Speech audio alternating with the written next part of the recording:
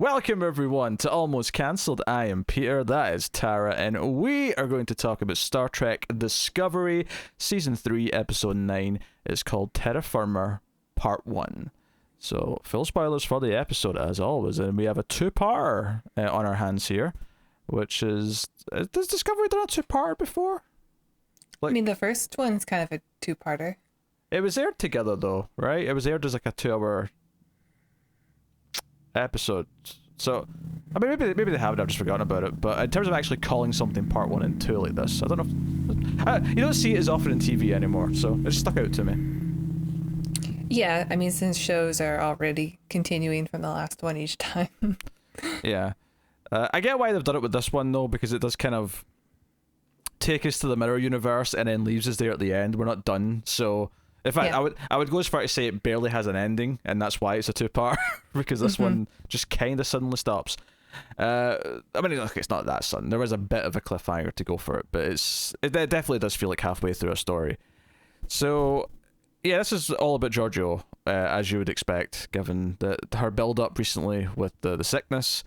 We hear more from David Cronenberg this episode. About what exactly this sickness is, and it's something they discovered in the Temporal Wars with this alien. They bring up this guy wearing, this alien wearing a next gen era suit. Did you catch his name? I did not. What was his name? Lieutenant Commander Yor. Oh, you're right. It was Yor. Yor's world, he's the man. I wonder how many civilizations he destroyed in his time. I know, right? Before he got sick. I love that we're not even 5 minutes. We're like 2 minutes into this review. You're subbing for Connor. You've made an inside joke for the audience of the Atomic Cinema Experiment already. Go check out our science fiction. Maybe there's Red Brown fans out there who are watching. I don't know. I hope so. Yeah, go check out the Ace, our sci-fi movie podcast, where Tara's one of the founding co-hosts on. There we go. So, yes. But basically, yeah, we find out that this was something that happened with this alien because he was... Well, the way he described it, it didn't sound like he was from another universe per se, but through time traveling, they kind of created two timelines, and then he switched back from the second one or the original one over to the new one after they changed things. Yeah, Cronenberg brings up a couple things here that are interesting. I guess that the mirror universe is moving further away from us, like always. But since we've jumped 1,000 years, or it's like, it's never been this far away before. So that's messing with Giorgio. And then also they bring up the Temporal Wars, which is a big plot line throughout the series Enterprise. It's not my favorite stuff in the series, but, still nice to hear a call back to. Yeah, the way it sounded to me was that, so we've basically been gradually moving away from the mirror universe ever since basically Discovery Season 1 or whatever. And because we've jumped 1,000 years in the future, you've basically went from the start of the triangle to like the furthest points away, and it's affecting her more than it would otherwise. Like, it's more extreme, and it's not even just that, it's that the jump has caused it it's went from like 1 to 5,000 in like an instant, as opposed to gradually getting worse as time goes on. So it's literally making her phase out of reality. She's trying to like pick up a glass in the canteen, and her hands just kind of warping through it. It's disturbing. Poor Tilly tries to help her and gets her pudding all over her shirt. Looks like vegetable soup. Or soup, yeah, whatever it was. It was something that looked thick, whatever it was. It was like a thick liquid. But they come up with a plan. David Cronenberg's adamant that there's no way of fixing this, but the computer, which has all the old databases and all the new databases, and also the AI that's all fancy and unique, comes up with like something that will give her a 5% chance of survival, and it leads that mission to this planet. And there's a couple of things along the way. Of course, Saru actually doesn't want to do it. He thinks it's not worth, because the chain's going to like be attacking places soon. They're going to war. The ship needs to be ready for it. And I'm actually kind of more convinced than ever that the Admiral's probably a bad guy, because he did something good here.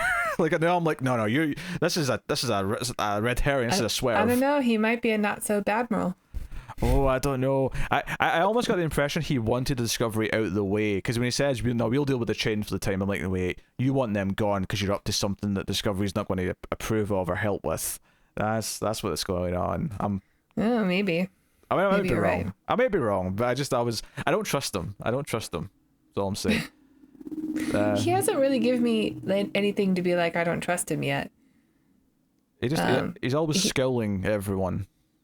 He's not coming off like Lorca did in season 1, where it's just like, oh, I'm doing these things for the image of looking like a good person. He's still, like, the way he talks to Saru, it's like, it's important that as a captain that you think about like the morale of your crew and stuff like that. He seems to have empathy. Honestly, yeah, no, I don't disagree. I think the points he actually made were all fine here. Where he talks about, if you don't try and do everything you can for a member of your crew that's, as he puts it, drowning, then they'll never look at you the same way again, and you'll probably never look at yourself the same way again. So, he makes some valid points. I've just got a feeling. I don't trust them. All right? Okay. It's not quite, it's not the gaping hole where Ash Tyler's chin's supposed to be, where I there's like a void in his face that I don't understand and I just can't compute it. It's not that. How dare you?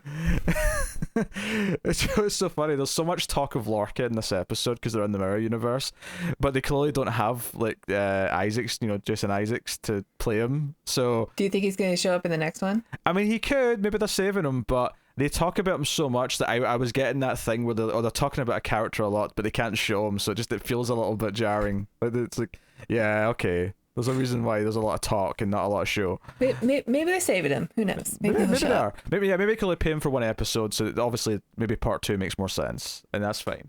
I mean, as far as I know, Jason Isaacs loved being in Star Trek. He loved doing it and playing Lorca. Sure. Maybe he'll come back. Sure.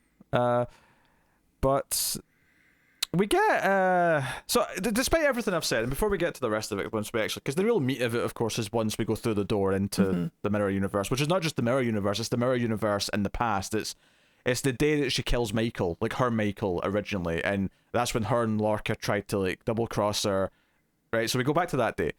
But before we get to that, I do actually want to say, right, because it sounds like I'm I nitpick on this show a bit. I'd have a lot of problems with this show. I actually think this is probably the best episode since the first 3 of the season. I think it's a fairly solid concept. I really like this episode. Yeah. It's a fairly solid concept. I think it helps that Giorgio's the focus. And I think the raw story, the raw human part of the story, which is the idea that she goes back to the Mirror Universe and she's noticing that she feels guilty about how they're treating Saru there. Because Saru there's a slave. That she's feeling guilty about how certain people are being treated. She's humanity. She's brought some empathy with her. Exactly. So I think that stuff is a really good solid foundation for a character arc, and I think because the episode just sort of really goes into that and focuses on it for the most part, because once we follow her over there, I don't think we ever cut back to anything. Nope. Because there is a couple of little subplot things, but they all happen in the first half before she goes through the door. Yeah, and one of the big things is that we get to see an image of the ship that was distressed or sent out the distress signal. We get a message from them, and we see that it's not the Discovery. Pew. Yeah, thankfully. Thank you, William Shatner's big rock cock. Thank you. Praise be. Yeah. You know about the rock cock, huh? The big rock cock, the big rock dildo. We had that one episode where the prop master at the sides, like Dr. Evil, is like, they'll never notice. Yeah. Well, yes, praise be. And I don't know that the burn is going to be caused by them either. It doesn't seem like it has anything to do with Discovery or Michael Burnham. What? For a second there, I thought you said, I don't think the burn's going to be caused, and I thought you were going to say the rock cock, and then I just get this image in my head of them like finding at the center of like a star system, just like there's a shape in the distance, it's blurry, someone trying to scramble it, and it just sort of clears up, and then it's the floating. No, I hate this conversation. Okay. All right, go on. You're making a serious point. Yes, Kelpie is a Kelpian ship. Yes, it's a Kelpian ship, which is a big moment for Saru, who has to spend some time, basking in the glory of the Kelpian race because they have made it so far since he left their planet.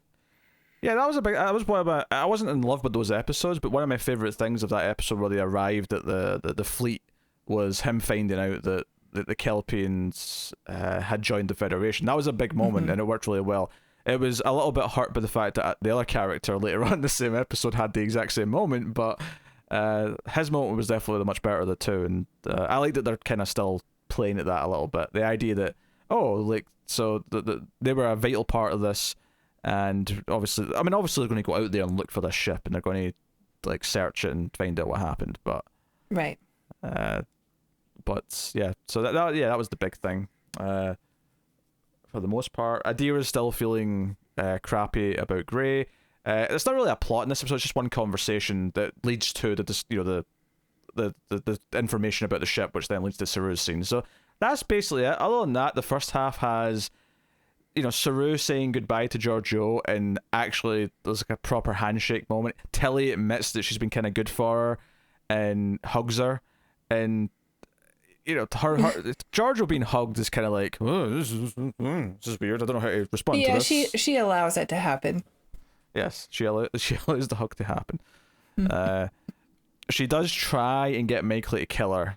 She tries to prod her into a sword fight, and Michael stands her ground and just and it's a big kind of moment to trust the Terran Giorgio, the Emperor, with a katana to her neck like this is kind of a big deal in a lot of ways, because she has kind of the attitude of just willy-nilly killy, right? It's this who she is. Michael's always had a special relationship with her, even this universe is Michael.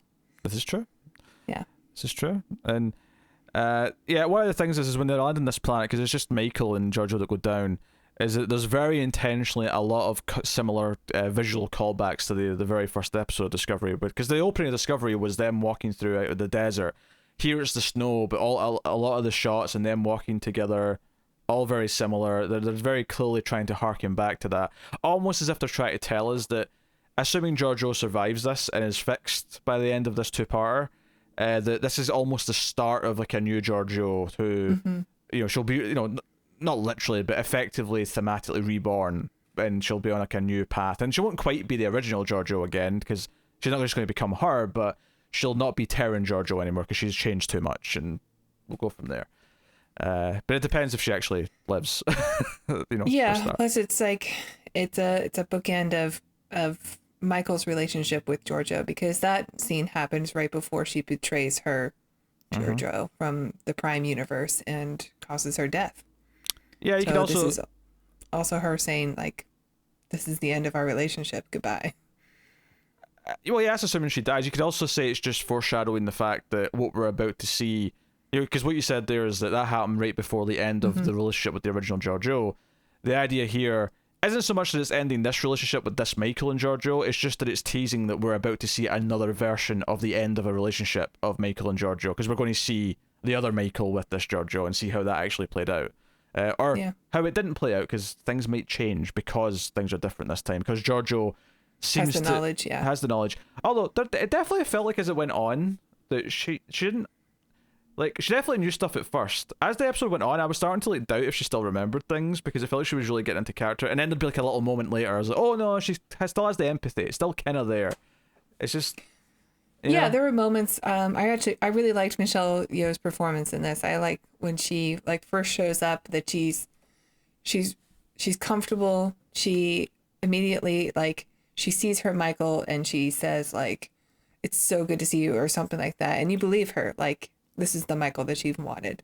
It is the one that she killed originally. Yeah. But I think notably though, it's a little out of character the way she says it for her. In the context of these characters who are like, wait, she's never shown this affection before. There's this she's like the coldest, dark-hearted bitch that we've ever seen. Before we get to the rest of the Terran stuff though, we have to talk about how they get there, because because we have maybe the most original series thing to happen in the entire Discovery show, which is a godlike species showing up.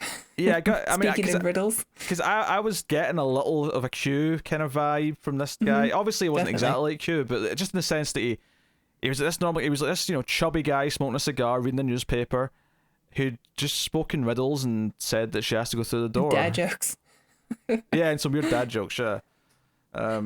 Yeah, he's fascinating character for sure. Like I was thinking automatically Q, but at the same time, I mean the original series had so many Q-like creatures that it could be anyone, or it could be one that we've never met before.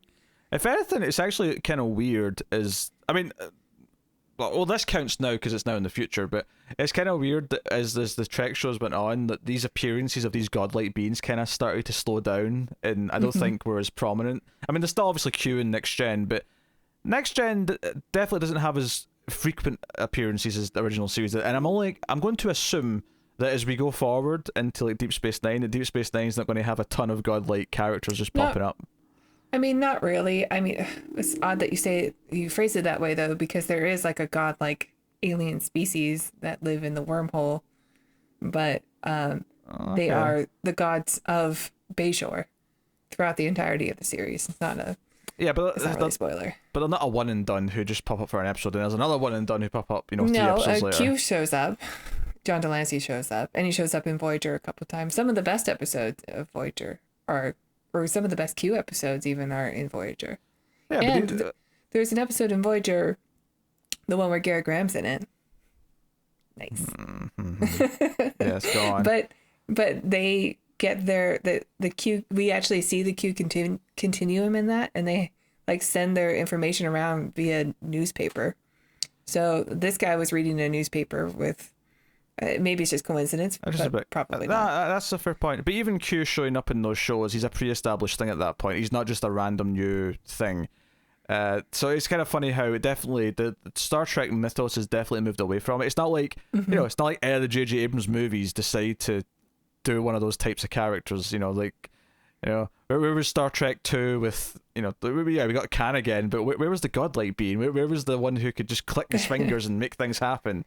Right. They would never do it now in one of the movies because I don't think they would anyway. It feels like there's something they've wanted to move away from. So I appreciated this because I feel like it was handled because I think a lot of Discovery's modern sensibilities sometimes actually feel out of place in what Star Trek's supposed to feel like.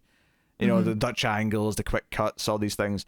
I actually think presenting this guy with this air of kind of mystique and mystery works better in a modern context than some of the old original series contexts where the characters show up and feel kind of goofy. I think the fact that they didn't have him dressed in like a Roman like outfit or something like that, and it was just it was like a guy sitting in the 30s reading a newspaper, and he was just like this fast talking dude. Yeah. it felt a bit more like weird, and the fact that he's sitting in the snow as well, so the visual of him sitting there is if he's sitting in like a lounge, but he's actually sitting in the middle of nowhere in the snow. Just it gave it this air of kind of like I don't want to quite say David Lynch-esque, but something kind of approaching that kind of surreal lines. Yeah, there was he was like, I don't know, he brought like a bit of whimsy to it that for some reason felt very Star Trek still. Something that this show does not typically have, which I think was very welcome in the moment. Oh, definitely. Like the moment he showed up, I went, oh, this is the best episode. Ever? The best episode of the season. Sure, yeah. Okay. So I'm like, oh, we're going to do something fun. And I noticed like this episode, especially the way it was shot, there wasn't a lot of like motion, like constant movement of the camera. Not as much anyway. And it seemed really toned down, and it was a really comfortable, fun episode to watch. It wasn't as static as an original series or Next Gen episode, but it definitely was a lot more toned down than usual. Something that I think the show would benefit from just being in general is a bit more toned down. It was very welcome. A lot of this episode just had a very like, oh, I missed you. What this feels like. It was very good. So she goes through the door. Michael doesn't want her to, but Giorgio insists. He tells her to shut the hell up. Yeah. That's her goodbye. As does the mysterious man, of course. And she goes through the door, and she's on the Terran Discovery, essentially. And we have I'd forgotten the telly was called Kelly. I'd forgotten that little detail.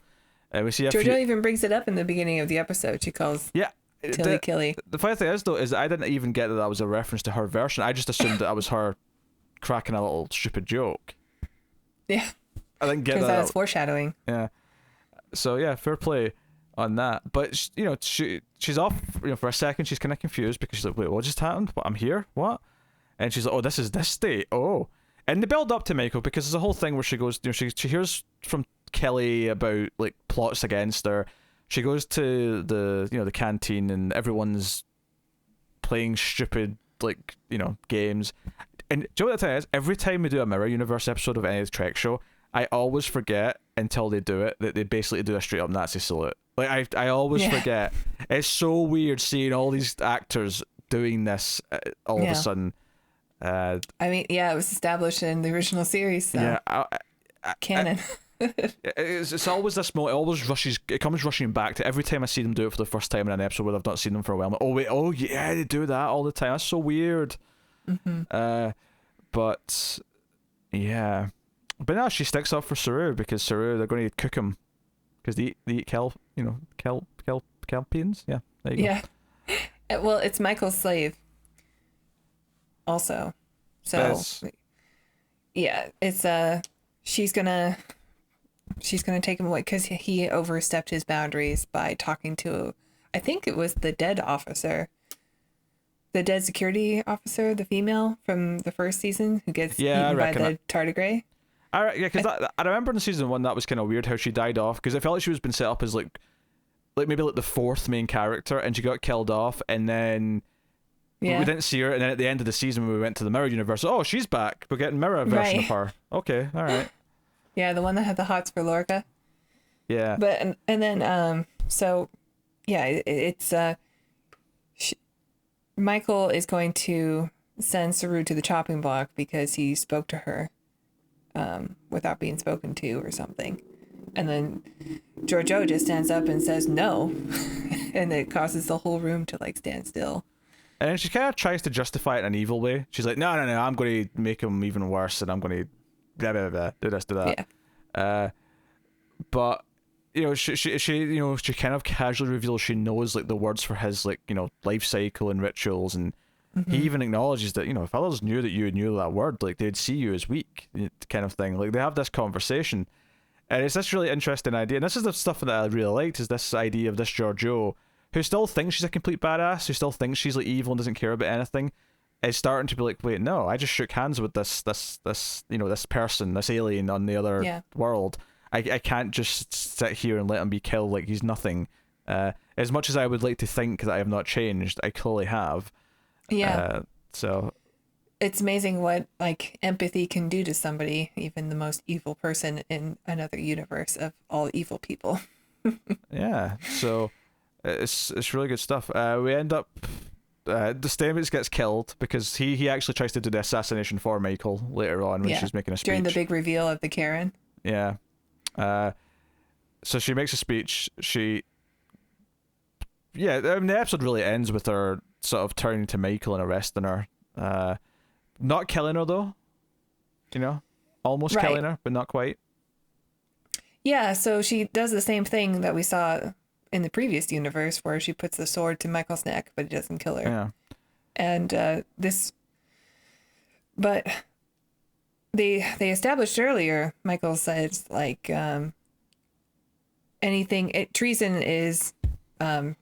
treason means death. There's no ifs, ands, or buts about it. Like if somebody's treasonous, it's law that they get sentenced to death. So everybody on the ship knows that Michael has been treasonous now, and Giorgio is choosing to keep her alive. So my prediction for the next one is going to be that Owoshikun is probably going to try to kill her. Because they sort of established that Owoshikun is like the badass of this episode. Yeah, we see her in that fight with the other dude from the bridge. I don't know if we're going to give her that much of a prominent role in the next episode. I mean, it'd be cool to see. If they do get Isaac's back, right? I feel like Lorca will play a big part if they do get him back. But I don't know if I'm expecting it. I'll be very surprised if we see him.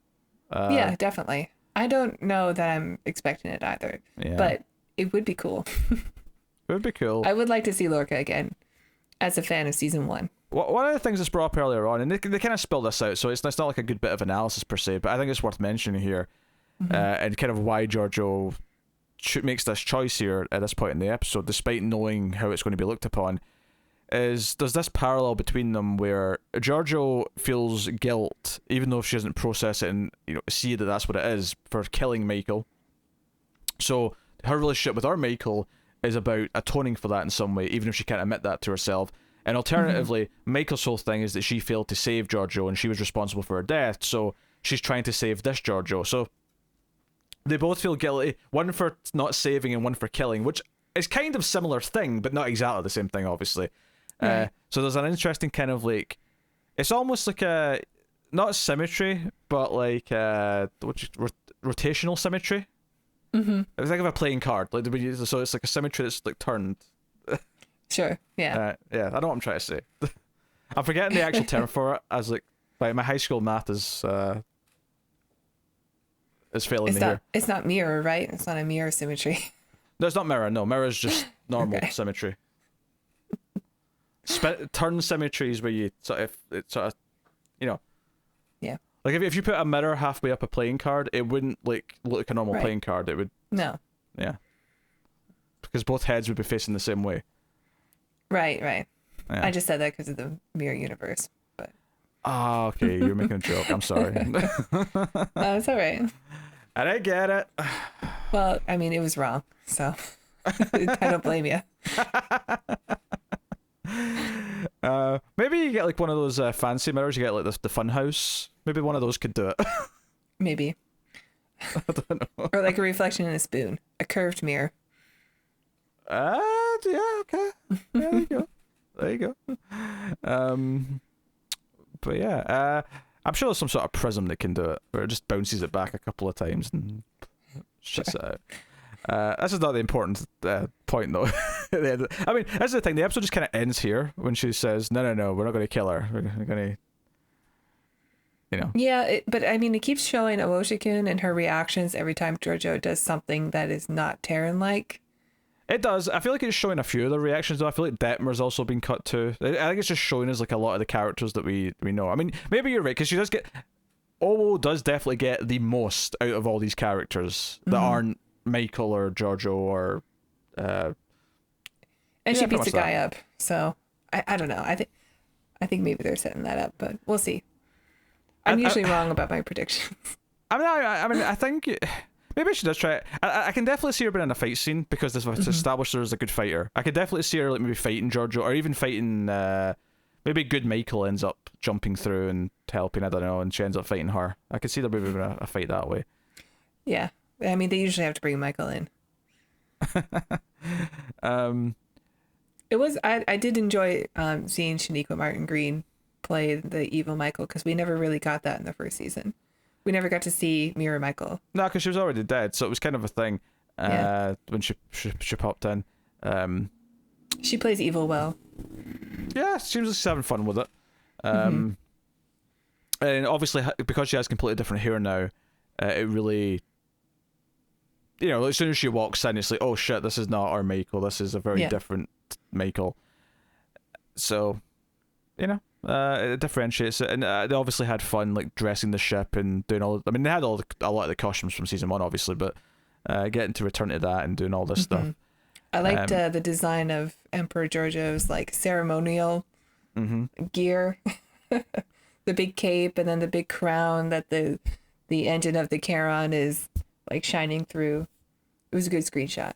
The other thing that I guess I should mention here or comment on is that I did say a few episodes ago that I didn't really like the idea of it being something that could be fixed. I like the idea of it just being a normal illness and that we're going to go through like an emotional story with her.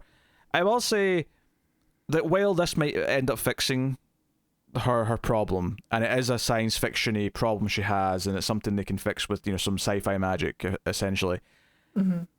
If we get like the fact that it's showing this much growth in her, and we're getting a 2-episode arc that's focusing on her and focusing on how much she's changed.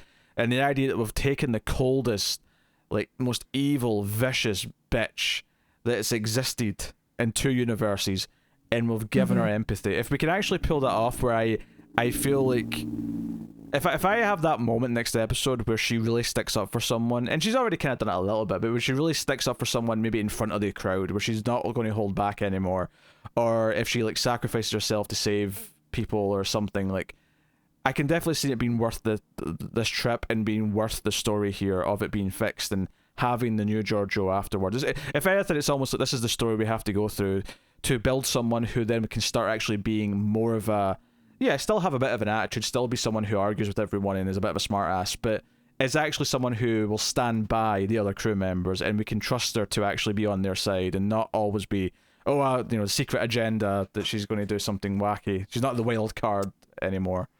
Yeah, I mean, it kind of holds up with the original series mirror episode, where, I mean, at the end of it, Captain Kirk is talking to Mirror Spock about, like, you have another option here.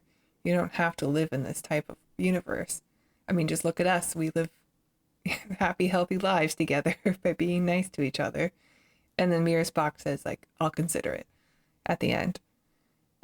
So, I mean, maybe Discovery's sort of carrying that storyline on. And it does bear reminding that all of this mirror stuff, even now, because it's went back in time, is set before the original series. So technically, that Spock, I mean, admittedly, I've not seen any mirror universe stuff from like Next Gen or Voyager or anything like that yet, which might have some mirror stuff. But I don't remember Voyager, but Deep Space Nine has quite a lot, actually. Okay. So I don't know if that Spock's like consideration of things changing in any way proves to be fruitful, but I'll find out in Deep Space Nine, so don't spoil it. But at least here, we don't have to say this, like, contradicts that there was hope at the end of that episode. It was all before it. Yeah. So. Yeah. Wait, does that mean Fun. that Michael in this mirror universe is also Spock's half-sister? Or adopted sister? I imagine not. Probably not. Because Vulcans are slaves. Wait, so how did Spock end up being in his position then in the original series, like in the mirror universe? He was a slave. I don't know if he was really... I don't think he had, like, a science officer. Was he a slave in that mirror episode? I don't remember that. I think all Vulcans are slaves. Okay, alright, I just don't remember. It's been a while since we did that episode. Yeah. I remember Spock with a goatee. I don't remember him being a slave, but I mean, fair enough. I mean, maybe I'm wrong. It's been a while for me as well. But cool. They definitely mentioned that Giorgio is the ruler of Vulcan here. I mean, they mentioned she's the ruler of like 10 places in the speech. There was a whole introduction. Yeah. Kelly was going nuts with the accolades and the. Yeah, I like that the actress Mary Wiseman actually like runs out of breath when she's giving her full title. I think that was funny. The weird thing about Kelly is they change her hair so it's not curly, it's just a serious straight hair and all the rest of it, but there's just something about the actress that it's hard to really take her seriously as evil, because she's just such a bubbly person that it always feels that she's kind of pretending when she's trying to be evil. Whereas when Michael's she was being super evil, hilarious in season 1 when she was pretending to be evil as Captain Kelly. Oh yes, when it was Tilly pretending to be Kelly. Yeah, that was good fun. Where some of the other characters really come off quite evil when they're being evil.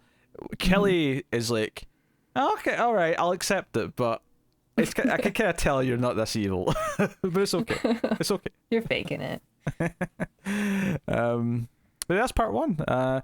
So we'll see how part 2 is. I am glad that the break between you and Connor isn't falling in between the 2-parter. I'm glad it'll still be you next week to round out this. Well, hopefully he comes back after that, because I don't want to finish out this series with you. You won't be finished out. He you promised. Bring me down, man. What? What are you talking about? Your negativity. Look, I know you've been good in this episode, because it was a very good episode, but last episode not so much. I suspect the next one you'll somehow be disappointed. I'm sorry I'm critical and don't just have like consistent rose tinted glasses with anything with the word Star Trek in the title. I'm sorry too. That's not a denial there. I noticed that, everyone. I'm living in my delusion and I'm happy there. Is what I heard. So there you go. That is Star Trek Discovery's newest episode. So thank you very much for joining us. You can, of course, Get us on the Twitters at mail_fuzz. You can also like and subscribe. Liking is super important on YouTube. It is the free and simple way to support us. And you can help us out by doing that. You can also support us in other ways, can't you, Tara? Why, sure. If you want to support us, please check out the Patreon page. It's patreon.com/themildfuzztv. And if you donate as low as $1 per month, you will get access to bonus episodes for other shows we do, including Ace, the Atomic Cinema Experiment, which is our science fiction movie review show. So please head on over and check that out. Thank you. Yes, and if you want to actually get all the your references properly, you'll have to be a patron, because that was a bonus episode. Highly recommend watching Your on Riff Tracks. Yours the world, he's the man. All right, thank you very much once again for watching and listening. We always appreciate it. Keep watching TV. Have you got any vanilla?